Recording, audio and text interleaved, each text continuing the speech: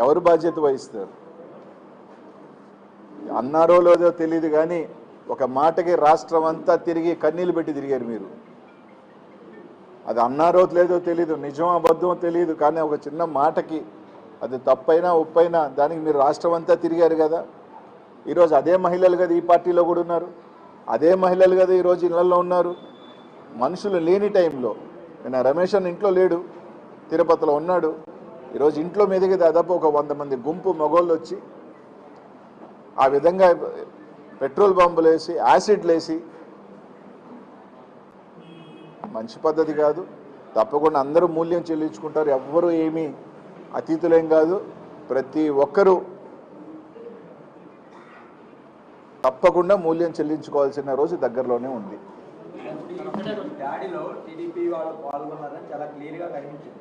కానీ TDP MP చేసిన చెప్పింది రాంబాబు కావచ్చు, లేదంటే జోగి వారింటిపై వాళ్ళ కార్యకర్తలతోనే దాడి చేయించుకున్నారు. ఇదంతా జగన్మోహన్ రెడ్డి పార్టీ అలవాటని ఆయన నిన్న కామెంట్ చేశారు. సరే, నిజమే కదా, దాడి చేసే వచ్చే నాయకులు వీడియోలు ఉన్నాయి, పెట్రోల్ వేసేవాడు వాళ్ళ వీడియో ఉంది.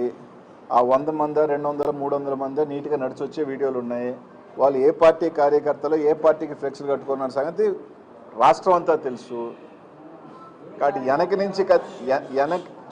వెనక నుంచి పొడిచే వెన్నుపోటు రాజకీయం వైఎస్ఆర్ కాంగ్రెస్ పార్టీకి జగన్మోహన్ రెడ్డి గారికి లేదు.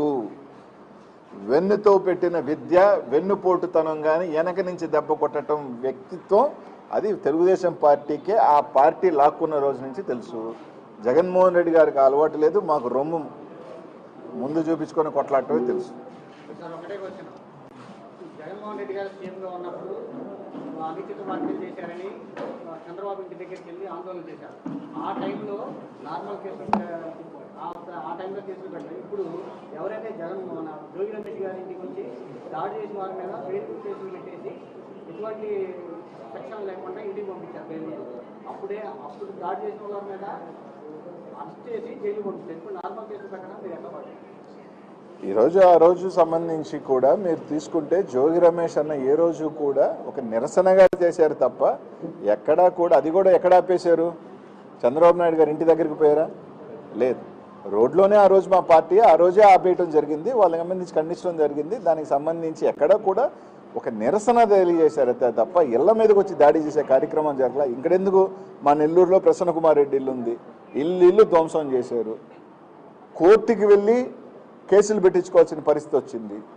తర్వాత నిన్న రాంబాబు అన్నది, ఈరోజు ఇక్కడిది. ఏదో తూతూ మంత్రంగా 4 పిల్లకాయలు తీసుకోవడం, వాళ్ళ మీద ఒక కేసు పెట్టామని చెప్పడం, వాళ్ళు అక్కడే బెయిలించి పంపించడం.